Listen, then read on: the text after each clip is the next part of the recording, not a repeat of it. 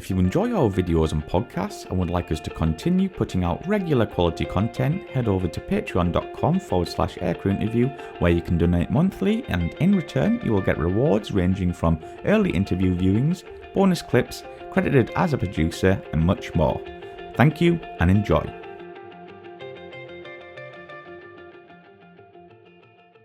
I could tell you one more story to compare the 102 to the F-4 if you'd like that.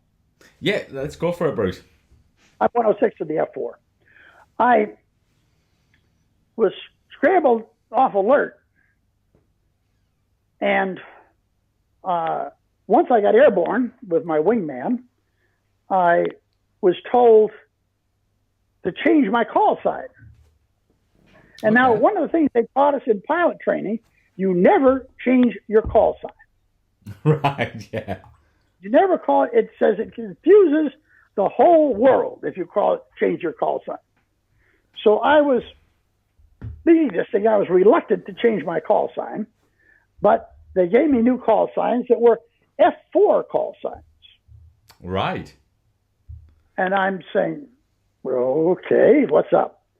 And then they told me that the F-4s were going to run the same kind of mission that we did for the same reconnaissance type of plane. Exactly what we were doing. But two of their planes had aborted on the ground down in Busan, and they therefore wanted two planes to replace them. So they got two F-106s. Right. So they said, okay, there's the tanker. Go to the tanker and get your fuel. So I came up to the tanker, and the tanker said, "You're the wrong kind of airplane." I said, "Shut up and give me fuel." So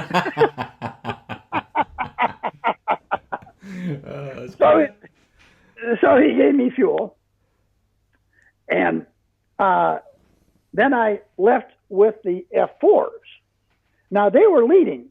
So they were 1 and 2, and we were 3 and 4. But I'm part of their thing, so I'm taking orders from them. So we went out, and I began to see the difference between the 102 and the 103. While we were patrolling at 0.93 Mach at 43,000 feet, they were at 35,000 feet at 0.85 Mach. Now, we're flying out there and doing the circles again, and we called for fuel checks. They had great big fuel tanks. Mm-hmm. And they had far more fuel than we had. We had 360-gallon tanks, which are not small, but they had more than we had. Yeah. But they had two engines burning it. Exactly. And before long, they were running out of fuel. And F-106s were not out of fuel. Mm-hmm. But they were running low, and they had to go back to the tanker and get fuel. So we went back to the tanker with them, and we hooked up, and we all got our fuel. And we went back up and started our patrol again. And this, first of all, shows the altitudes that they flew at. Now, we were all carrying missiles and had tanks. Yeah. We were all air-to-air configured. They say an F-4 is faster than the F-106, but that's clean. But he can't shoot anybody when he's clean. Exactly, yeah. And without all the fuel, he can't go anywhere. Yeah. Well, he could go Mach 2 with the fuel tanks. So we're doing these patrols. We're patrolling better than they were.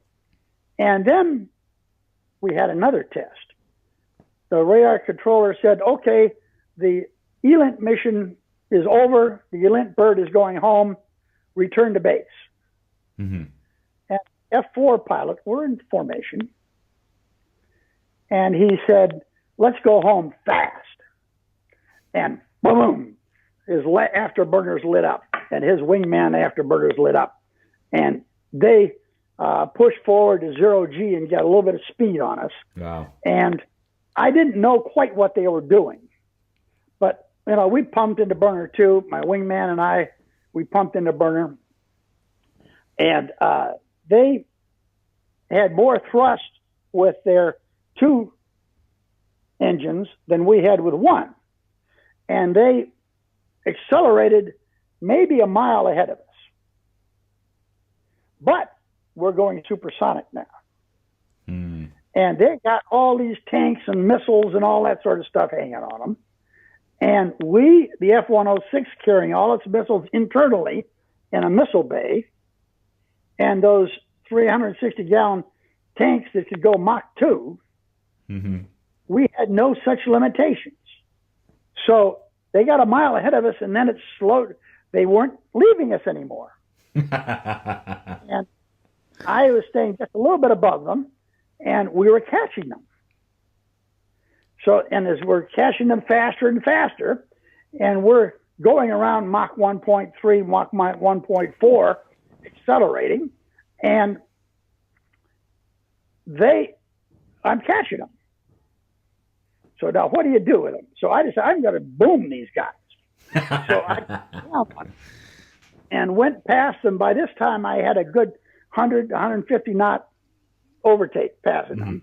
And I went right over their canopies with my sonic boom to rattle their teeth.